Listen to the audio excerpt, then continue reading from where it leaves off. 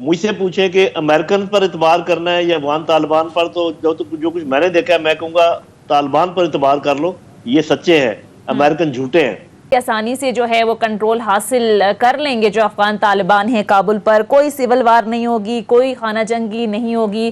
फिर refugees crisis के हवाले से भी आपने बता दिया था, तो सर ये कोई अंदर की खबर थी आपके पास या क्या था? देखिए मैं कोई नजूमी तो नहीं हूँ और ना ही कोई अंदर की खबर थी, लेकिन मैं एक साबका फौजी हूँ, दिफाई एनालिस्ट हूँ।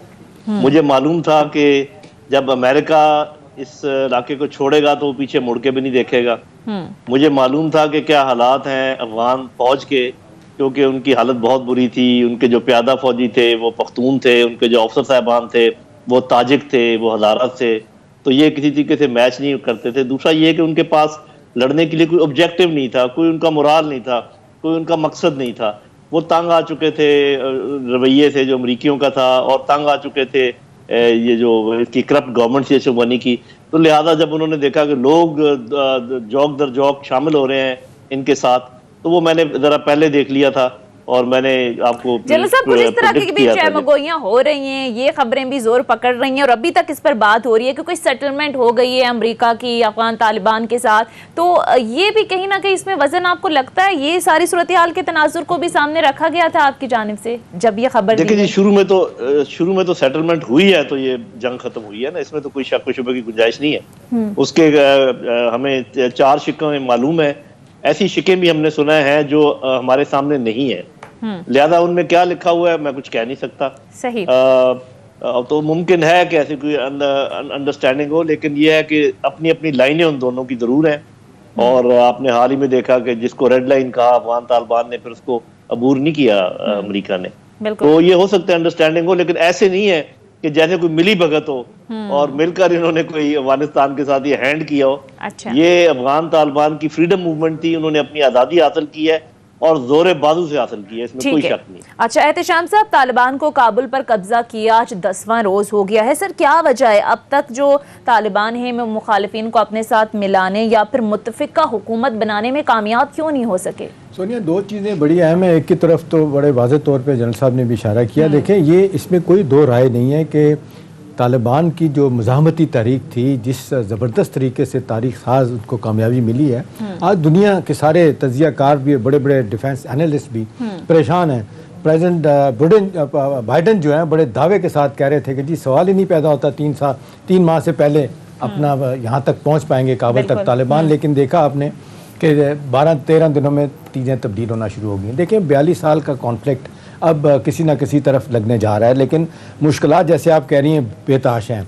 सबसे बड़ा मसला जो मुझे जनरल साहब लग रहा है कि काबुल एयरपोर्ट पे जो अफरा तफरी है, जो क्यास और पैनिक है, ये एक बड़ा स्ट्रॉन्ग सिग्नल सारी दुनिया को दे रहा है कि जी चीज़ें ठीक नहीं, हालात ठीक नहीं, बाकी तो छोड़ ही दें। पंजशेर का तो चलें वो रिजॉल्व हो जाएगा लगता है, वैली का जिस तरह अंदर बातें हो रही हैं। एक ये काबुल का मामला सुनिए बड़ा सीरियस है कि भी वहाँ पे मामला ठीक नहीं हो रहे। अब तालिबान के लोग ये कह रहे हैं कि जी 31 के बाद जब हमारे हाथ में चीज़ें आएंगी, हम देखेंगे कि क्या करना है। आपको फाइनली डेड लाइन जो है वो तस्लीम कर ली गई है, और जिसको रेड लाइन करार दिया था तालिबान ने वो जा ही रहे हैं उसके बाद। अब देखने वाली बात है कि क्या करना है और क्या नहीं करना।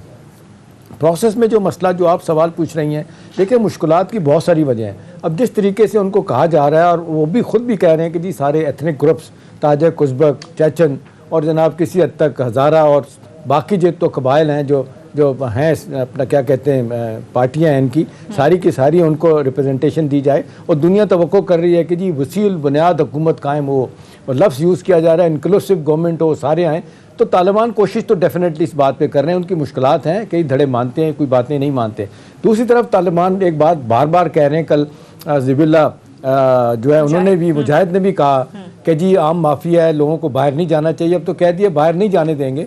सवाल ये है कि भी आप माफ़ी का ऐलान कर चुके हैं, लोग आप पे यकीन नहीं कर रहे। ये भी एक आप देख लें कि एक थोड़ा सा लोगों को एहसास है कि जी क्योंकि पिछली दफ़ा माफ़ी का ऐलान भी हुआ था, फिर भी गर्दनें कटी थी, लिहाजा थोड़े से लोग परेशान भी है। जनरल साहब, सवाल सीधा सा मेरे जहन में एक आ रहा है। मुझे बात याद आ रही है प्रेसिडेंट कार्टर के जो एडवाइज़र थे सिक्योरिटी के, वो ब्रेजिंस्की, उन्होंने 79 में जब ये अफ़गानिस्तान में आ रहे थे रशियन, 6 माह पहले उन्होंने मुजाहिदीन को तैयार करने का एक प्लान बनाया, और एग्जैक्टली कहा जा रहा है कि जी 6,75,000 डॉलर इस काम के लिए रखती गई, बाद में तो बिलियंस आए। तो मेरा सवाल आप ये कि अमेरिकन को लगता था 6 महीने पहले कि रशिया कब्जा कर लेगा, और दूसरा साथ ही सवाल है कि अब क्या आलम है कि पूरी सिक्योरिटी, पूरी इंटेलिजेंस सेटअप, इतना बड़ा वेस्ट का सारा सेटअप, वो उनको पता ही नहीं चल सका कि जी क्या होने जा रहा है। आइंदा के हवाले से लोग चेमगोइयाँ कर रहे हैं कि जी आप नए सिरे से इस दुनिया में, इस रीजन से एक कोल्ड वॉर का सिलसिला शुरू होने जा रहा है। तो क्या कहेंगे इस पर आप? इसमें फौजी नुक्ते निगाह से मैं आपको बता देता हूँ कि किसी भी जंग के बारे में अंदाज़ा लगाना कि ये जंग हो सकती है या नहीं हो सकती, ये आसान है। लेकिन जब जंग शुरू हो जाए उसके बाद पता लगाना कि अब क्या होगा, ये बहुत मुश्किल काम है। तो वो जो इंटेलिजेंस थी कि भी रूसी कब्जा करेंगे आएंगे, वो जंग शुरू होने से पहले की इंटेलिजेंस थी। अब जब इंटेलिजेंस जो अभी अमेरिकन के पास थी, उसमें एक तो ये वजह थी कि जंग ऑन थी, चल रही थी, और दूसरी वजह ये थी कि यहाँ पर जो ग्राउंड पे इनके लोग थे वो झूठ बोल रहे थे, गलत रिपोर्टें दे रहे थे अपनी साबित करने के लिए कि हम अपना काम कर रहे हैं। एक्चुअली वो अपना काम नहीं कर रहे थे। तो इसमें आप यूँ समझें कि अमेरिकी जर्नलों का झूठ भी शामिल है, और अमेरिका ओवरऑल पर्दा डालना चाह रहा था, दुनिया से बच के, दुनिया को नहीं बताना चाह रहा था कि उनके साथ क्या हो रहा है। वरना उनके अंदर जो उनके जो ऑडिट करने वाली अथॉरिटी ने सिगार है, वो बता रही थी कि असल मामला तो क्या हो रहा है, तो उसको छुपा भी रहे थे। तो असल में आपके सवाल का सही जवाब ये बनता है कि जब जंगें शुरू हो जाती हैं तो उसके बाद वो क्या रुख इख्तियार करेंगी, इसका मुआवजा या इसका एनालिसिस, इसके इंटेलिजेंस कोई आसान काम नहीं है, बहुत मुश्किल काम है। ठीक है। अच्छा, एक चीज़ जनरल साहब और बताइएगा कि आजकल ये भी बड़ी बात हो रही है, वो लेनिन का एक कोटेबल कोट जो है ना वो नज़र आ रहा है, वो एग्जैक्टली ये है कि there are decades when nothing happens and then there are weeks when decades happen. तो आपको क्या लगता है कि ये डेकेड्स के बाद ये जो कुछ यहाँ पे हुआ है और ये वीक्स में हुआ है, कि अगले डेकेड्स में याद रखा जाएगा कि या किस तनाज़र में ये आप समझते हैं जुमला कहा गया है? ये आप यूँ समझें कि जैसे कोई बहुत बड़ा डैम हो, उसके पीछे पानी जमा होता रहे और वो साल जमा हो, और फिर वो डैम टूट जाए और घंटों के अंदर हर चीज़ बहा कर ले जाए। तो यही कोट इस चीज़ को साबित करता है। ये जो इंसानों के अंदर जज्बात हैं, और ये पाकिस्तानी लीडरशिप को भी इस चीज़ का एहसास होना चाहिए जो मैं बात करने वाला हूँ, कि इंसानों के अंदर जो जज्बात हैं, जो कड़वाहट है, वो जमा होती रहती है, और फिर एक टाइम आता है कि वो एकदम अपने आप को शो करती है, और वो जब शो करती है तो एक दरिया, एक समंदर फूटता है। तो ये हुआ है अफगानिस्तान में कि वहाँ जंग जारी थी, वो लोग बातचीत कर रहे थे, लोगों को साथ मिला रहे थे, बहुत बड़ा उन्होंने एक आप समझे कि कू किया, मैं इसको पॉलिटिको मिलिट्री कू कहता हूँ। उन्होंने सबसे अपने साजबाज की हुई थी, बातचीत की हुई थी, और अचानक ये सब कुछ सामने आ गया।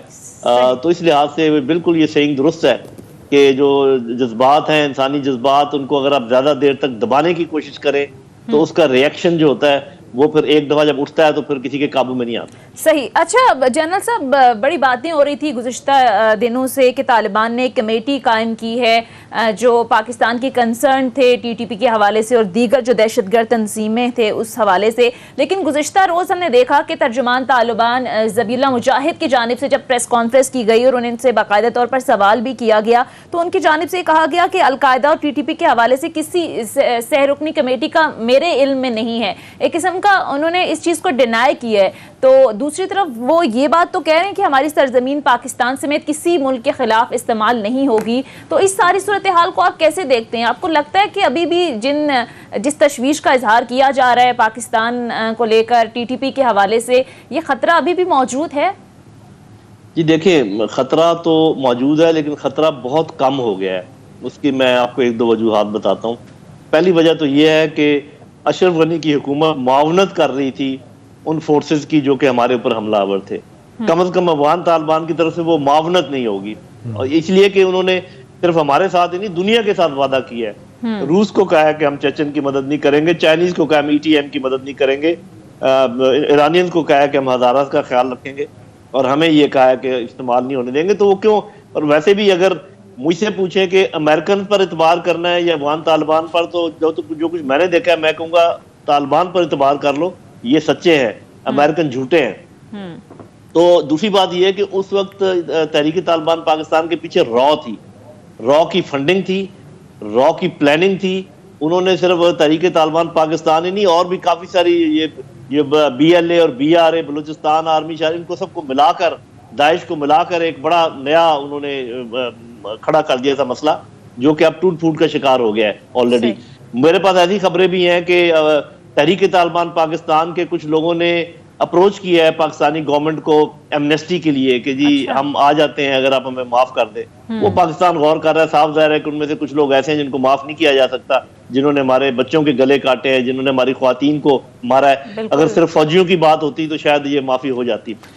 तो मेरा अपना ख्याल ये कि दो बातें मैं कहूंगा। नंबर एक, अशरफ गनी से बुरी हुकूमत पाकिस्तान के हक में बिल्कुल नहीं हो सकती आइंदा, चाहे जो भी हुकूमत आ जाए। और दूसरी बात, अब वहाँ ये तहरीक तालिबान पाकिस्तान को कोई जगह नहीं मिलेगी अफगानिस्तान में, वो कम होते होते खत्म हो जाएंगे और आप देखेंगे कि अगले 6 महीने साल के अंदर अंदर आपको कोई काम उधर से नजर नहीं आएगा। जल साहब, अल्लाह करे जो आप कह रहे हैं ऐसे ही हो, लेकिन जिस तरीके से जो खबरें आ रही हैं, जो पाकिस्तान के बड़े सीरियस नौयत के कंसर्न बार बार इसी बात पे आते हैं। 2 दफ़ा प्रेस कॉन्फ्रेंस में इन्होंने ज़बीउल्लाह मुजाहिद ने भी और सुहेल शाहीन भी बार बार कह रहे हैं कि अपनी सरजमीन को पाकिस्तान के ख़िलाफ़ या फॉर दैट मैटर अपने हमसायों के ख़िलाफ़ नहीं इस्तेमाल करने देंगे। लेकिन बहुत सारे लोगों का ख्याल है जन साहब कि ये नहीं माना जा सकता। आज मैं सलीम साफ़ी का आर्टिकल पढ़ रहा था, उसने तो बड़ा वाज़ेह तौर पे लिख दिया कि जी इस जोन में लोग ना रहें, कि ये TTP वाले जो है ना वो इन्होंने एलिजियंस दी हुई है, बल्कि वो उन्होंने बताया किस तरह नेक मोहम्मद जो पहला उनका था सरबराह, किस तरह उन्होंने एलिजियंस दी थी। इसी तरह से फिर बैतुल्लाह महसूद और हकीमुल्लाह महसूद और मुल्ला मंसूर और मौजूदा अख़ुंज़ादा, उनका ये कहना है कि जी ये नहीं हो सकता कि जी आप उनको कहें अफ़गान तालिबान को अपना क्या कहते हैं अफ़गान हुकूमत को तालिबान की जो होगी कि इनके ख़िलाफ़ कुछ करें, वो नहीं करेंगे। एक दूसरा वो कह रहे हैं कि अगर तालिबान वहाँ के उनको माफ़ी दे रहे हैं तो आप भी टोटल माफ़ी दें जो आप कह रहे हैं। और मैं भी समझता हूँ कि जिन्होंने इतने जुल्म किए उनको माफ़ी नहीं मिल सकती, फुट सोल्जर वगैरह को तो मिल सकती। आपको लगता है, कुछ लोगों का ख्याल है कि जी ऐसे वक्त में आपको मुश्किल फ़ैसले करने होते हैं और ये आपको उनको छोड़ना पड़ेगा बकौल सलीम साफ़ी के, आपको लगता है ऐसा होगा? जी, पहली बात तो ये कि जब भी आप मुख्तलिफ एनालिस्ट की बात सुनते हैं तो ये ज़रूर देख लिया कीजिए कि पहले वो क्या कह रहे थे और उनकी कितनी बातें सच निकली हैं। सलीम साफ़ी साहब उन लोगों में से हैं जो कह रहे थे कि सिविल वॉर होगी, जो कह रहे थे कि बहुत रेजिस्टेंस आएगी अफगान आर्मी की तरफ से, और वो कह रहे थे कि ये तालिबान के लिए आसान नहीं होगा। और अब वो ये कह रहे हैं, वो हमेशा से कहते रहे हैं कि ये दोनों एक ही चीज़ है, तहरीक तालिबान। बहरहाल उनकी मालूमात अपनी है क्योंकि वो बड़े साफ़ी हैं और उस इलाके को भी जानते हैं, आगे पीछे जाते भी, तो मैं उनकी इज्जत करता हूँ। देखें, बात यह है कि पाकिस्तान ने अगर मान भी लिया तो पार्शली मानेगा।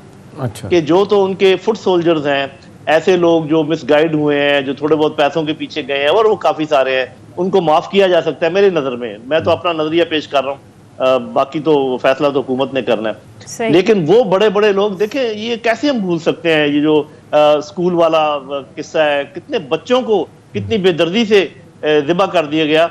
उनके वालिदैन का आप ज़हन देखिए, उनके दिल देखें। वैसे जनरल साहब, इनमें से मेरा नहीं ख्याल कोई बचा है, वो तो चुन चुन के मेरे ख्याल है हमारी एजेंसियों ने, हमारी फौज ने उनका कला कमा कर दिया था, जहां तक मेरी तलात है। जी, आप ठीक कह रहे हैं, आप ठीक कह रहे हैं। जो यहाँ जो लेकिन 2-4 लोग भाग भी गए होंगे ना, तो उसमें आपकी ये बात दुरुस्त है। तो ये तो खैर फैसला हुकूमत ने करना है।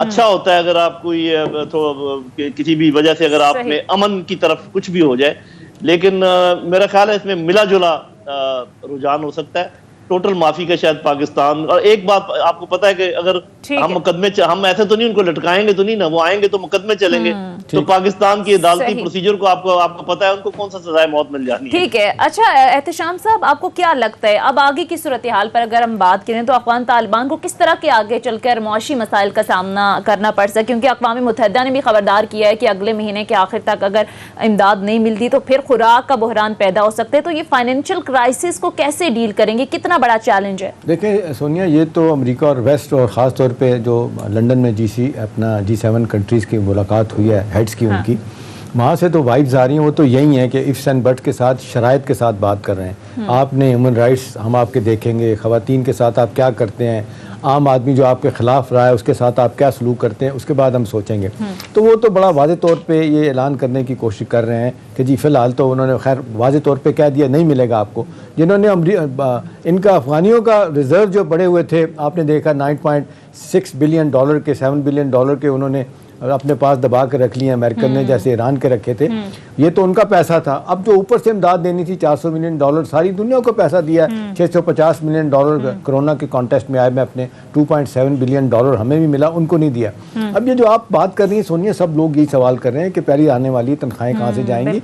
अब वो कह रहे हैं जी हम मैनेज करने की कोशिश कर रहे हैं, और इतलात ही हैं जनरल साहब के आप सपोर्ट कर रहे हैं बाकी खित्ते के ममालिक भी। वो कह रहे हैं कि जी जो आपके साथ कर सकते हैं, जितनी जल्दी ट्रेड एस्टैब्लिश हो आप लोगों के साथ, इस तरह से चाइना रशिया भी, और चाइना तो खैर लॉन्ग टर्म में बहुत कुछ करने के लिए तैयार है कि वो कहा जा रहा है $2 ट्रिलियन के उनके वहाँ पे मिनरल्स हैं, लिथियम है और बहुत सी, वो कहते हैं एक्सप्लोर करेंगे। वो तो चलें लॉन्ग टर्म में, फौरी तौर पे जो कहा जा रहा है, और ये तालिबान से सवाल भी हुआ था कल, उन्होंने कहा जी हम मैनेज कर लेंगे, तनख्वाहें देंगे। अब हो सकता है उन्हें लगता हो कि जी कुछ पैसे खजाने में पड़े हुए हैं, कहने वाले तो लोग कह रहे हैं अशरफ गनी $160 मिलियन लेके भाग गया था यहाँ से, अब क्या रह गया ये नहीं कुछ पता, बाकी अमरीकी ले गए। तो मेरा ख्याल है मुश्किल तो बड़ी आएगी। लेकिन सोनिया एक बात होती है कि जो एक मामले का रुख किस तरफ जा रहा है, मामले का रुख ये बता रहा है कि अब तालिबान फिजिकली आ गए हैं, उनकी माली मुश्किलात दूर करने के लिए। पहले आप देख लें 9/11 जब हुआ था, कोई नज़दीक नहीं आया था, बिल्कुल पीछे हट गए थे लोग, मतलब हमने भी आपने देखा उनके मुखालिफ हो गए।